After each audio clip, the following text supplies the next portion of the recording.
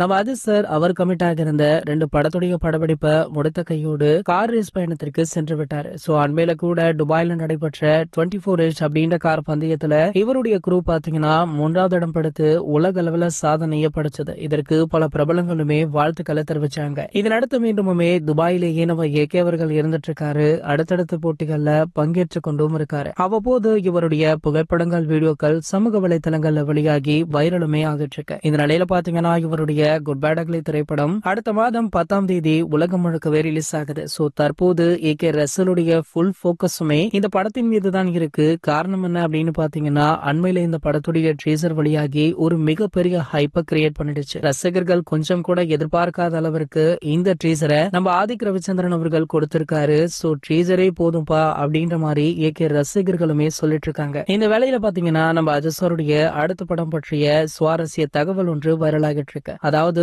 இந்த படத்தை red Jain movies நிறுவனம் பாத்தீங்கன்னா தயாரிக்க முன் வந்தாங்களாம். ஆனால் அஜித் சார் இதனை மறுத்துள்ளதாக ஒரு செய்தி வைரலுமே ஆகிட்டு இருக்கு. அதாவது கொஞ்ச நாட்களாகவே அஜித் சார் அவர்கள் திமுகவிற்கு சப்போர்ட் பண்றார் அப்படின்ற ஒரு பேச்சு சோஷியல் மீடியாக்கள்ல இருந்துட்டு இருக்கு. சோ ஏகே ஒன்னும் திமுக அவர்களுக்கு சப்போர்ட் பண்ணல. திமுக தரப்பு தான் ஏகே அவர்களுடைய ரசிகர்களை உசுப்பேத்தும் விதமாக ஒரு சில விஷயங்களை பண்ணிட்டு இருக்காங்க. அவருடைய கார் பந்தயத்திற்கு வாழ்த்து தெரிவிப்பது, அவருடைய பிறந்தநாளுக்கு வாழ்த்து தெரிவிப்பது அப்படின்னு இதுவரை இல்லாத புது அன்பு கொடுத்துட்டு இருக்காங்க. காரணம் என்ன அப்படின்னா தளபதி விஜய் அவர்களுடைய தாவைக்க கட்சி அப்படின்னு சொல்லப்படுது. இந்த வேலையில பாத்தீங்கன்னா உதயநிதி ஸ்டாலின் அவர்கள் நம்ம ஏகேவிடம் நேரடியாகவே அடுத்த படம் எங்களுடைய நிறுவனத்திற்கு பண்ணி கொடுங்க அப்படின்ற மாதிரி ரெக்வஸ்ட் வச்சிருக்காரு. அதற்கு நம்ம அஜித் சார் முடியவே முடியாது அப்படின்னு சொல்லிட்டாரு. சோ காரணம் என்ன அப்படின்னு பாத்தீங்கன்னா தற்போதே நம்ம அஜித் சார் அவர்கள் திமுகவிற்கு சப்போர்ட் பண்றார் அப்படின்ற ஒரு பேச்சு இருக்கு. அப்படி ரெட் ஜெயின்ட்டுடன் ஒரு படம் பண்ணா கண்டிப்பாக இவர் அந்த கட்சி தான் அப்படின்ற மாதிரி பலருமே பேச தொடங்கிடுவாங்க. சோ இது ஒரு முக்கிய காரணம் அப்படின்றதுனால